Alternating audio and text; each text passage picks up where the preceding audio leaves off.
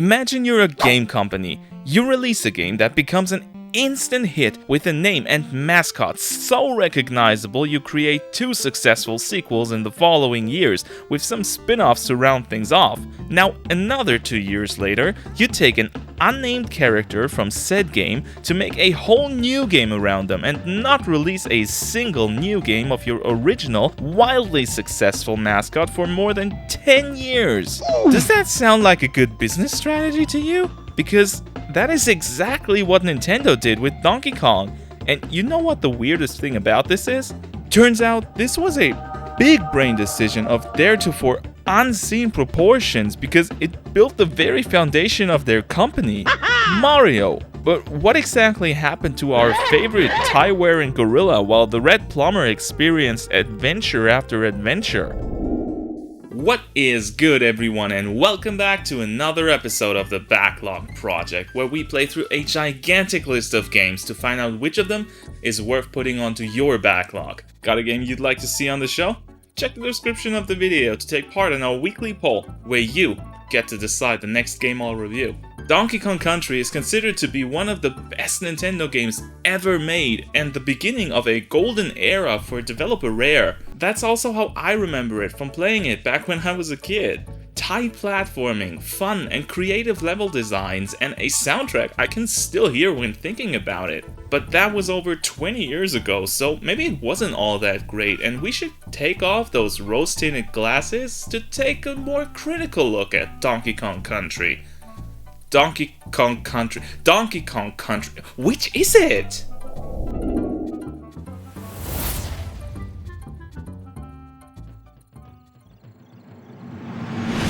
There isn't much of a story to be talked about, but apparently Donkey's bananas got stolen by this crew of animal pirates, and he and his nephew Diddy want to get them back. But how does a game about stolen bananas have any business looking so good? Just look at the very first level and see how detailed everything is. There are different plants everywhere, outcrops on the rocks, and multiple layers to the background stretching far into the sunset. Some of the background vegetation even extends shadows onto the main stage, making everything feel so much deeper than many other 2D platformers. Character models are also a sight to behold. Not only are the animations clean and, for SNES standards, almost lifelike, the characters look almost 3D, with them not being sprite-based but actual 3D models that were built in high resolution and then scaled down and used as pictures for a stop-motion-like animation technique that had basically never been used in a game before this. And since the game came out only a short while before the N64 launched, no one could really catch up to that level of quality, and very few games use this approach, making Donkey Kong Country stand out a lot from similar games by sheer looks and graphical prowess. Even more of a standout is the game's soundtrack. David Wise poured his whole soul into this collection of songs to make them unforgettable and basically create the formula of what a Donkey Kong game is supposed to sound and feel like. Tribal ambient sounds, woodwinds and percussions accompanied by a heavy focus on memorable bass lines and drum beats, and something that was basically never heard of before in a game soundtrack: reverb. Hearing not only ambient sounds like dropping water reverbing through a cave level, but the whole music bouncing off of imaginary cave walls makes for a spectacularly immersive gameplay experience you're hard-pressed to find in another game. If you do know other games with a similar approach, let me know. I want more of that stuff.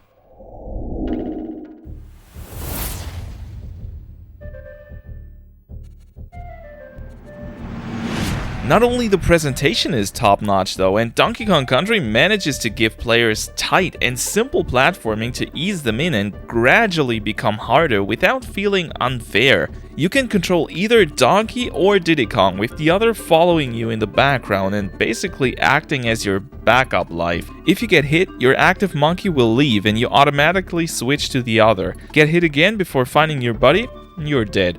Both characters play largely the same, with Diddy being faster and jumping a bit higher, while Donkey can kill most enemies by jumping on them, which Diddy struggles to do with bigger foes.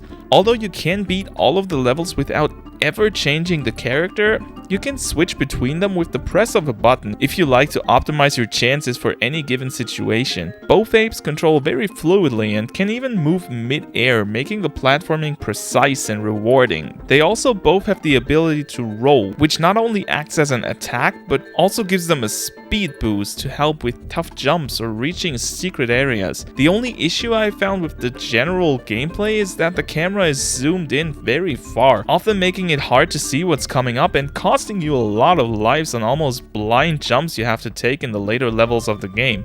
And some levels they are. A platformer would not be praised as highly as Donkey Kong Country if the levels were crap, right? And oh boy does the game deliver.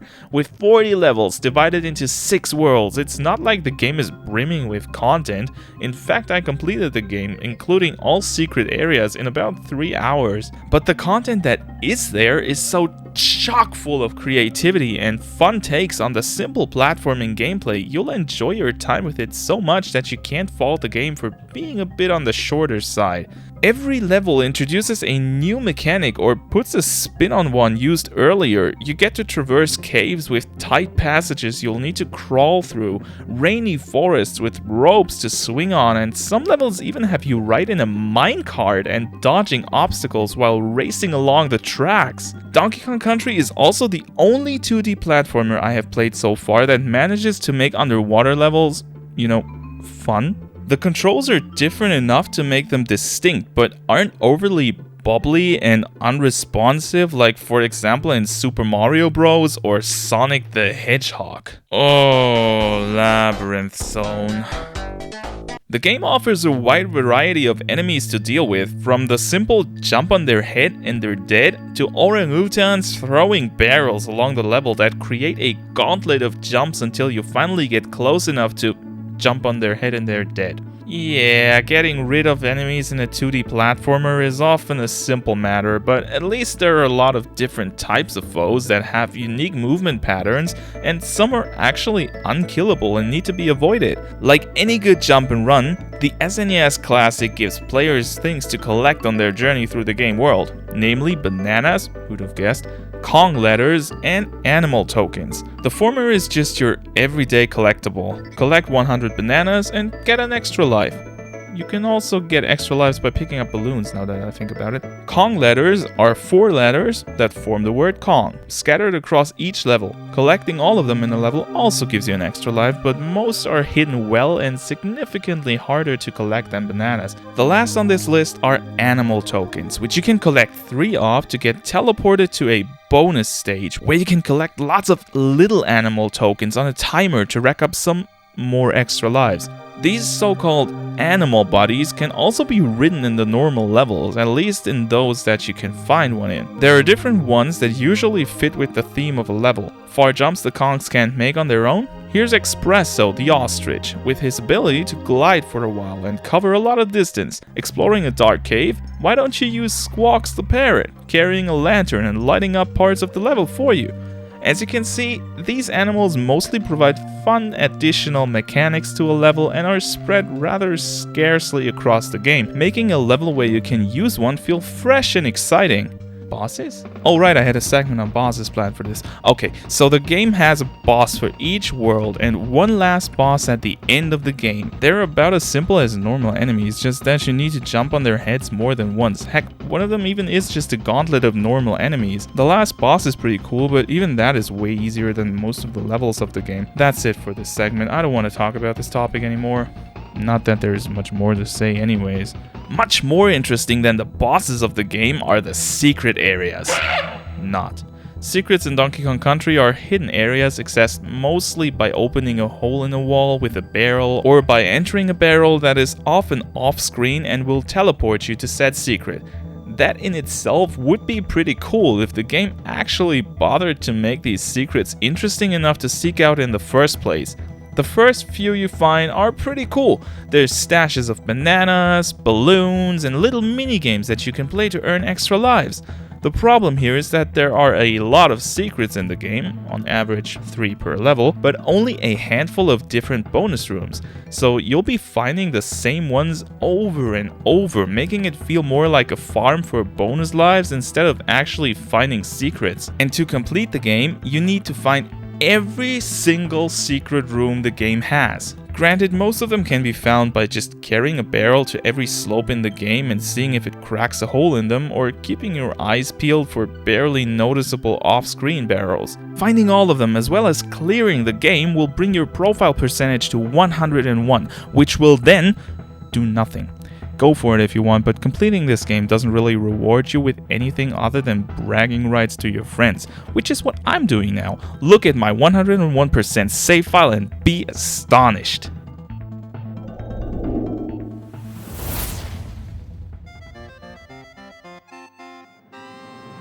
Now, before we get into my thoughts on if you should play Donkey Kong Country or not, if you enjoyed the review so far, it would be great if you could hit the like button to spread this video to a few more people.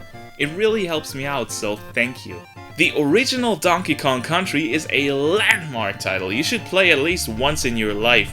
The graphics are phenomenal for an SNES game. The soundtrack will live on in your head forever if you just listen to it even once, and the platforming is tight, challenging and rewarding without ever feeling unfair most of the time. Also, it's a rather short game and available on pretty much every Nintendo system out there, so you really don't have any excuse to not check out the game that elevated Donkey Kong from being a simple Mario antagonist to the sympathetic primate we all love today. Have you played Donkey Kong Country before? Maybe you were a bit younger and never had the chance to check out the classic, or you somehow missed it? If you've played it before, I'm 100% sure this review made you want to play it again, right? I'll let you in on a little secret now. I live stream twice a week, so if you want to have a chat or just check out what I do besides the reviews, come by sometime. The schedule's always up on the channel page. Thank you so much for watching, and remember to always keep that backlog rolling.